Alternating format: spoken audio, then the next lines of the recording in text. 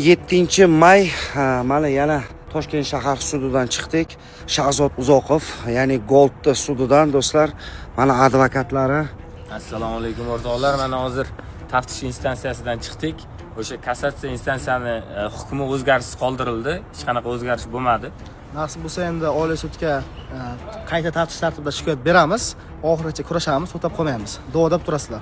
Inshaalloh xalqni o'zi duo qilib tursa, butun jurnalistlar bormi, blogerlar bormi, sportsmenlar bormi, bizni chiqarayotgan videolarimiz, ma'lumotlarimizni qo'ldan kelgancha harakat qilib tarqatib prezidentgacha yetib boradigan qilsalaring inshaalloh mana shu sudyalarimizga ham, prokurorlarimizga ham kim qayerdan qanaqadir buyruq bajarib turgan bo'lsa, agar Qo'shtirnoq ichidagi ba'zi bir prokurorimi, sudyasimi kim bo'lishidan qat'iy nazar Alloh o'zi insof bersin, qalblarga bir mehr solsin.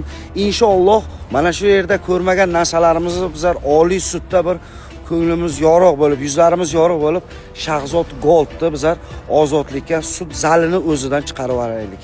Do'stlar, videoni ko'proq tarqatamiz, faqat duoda bo'lib turaylik.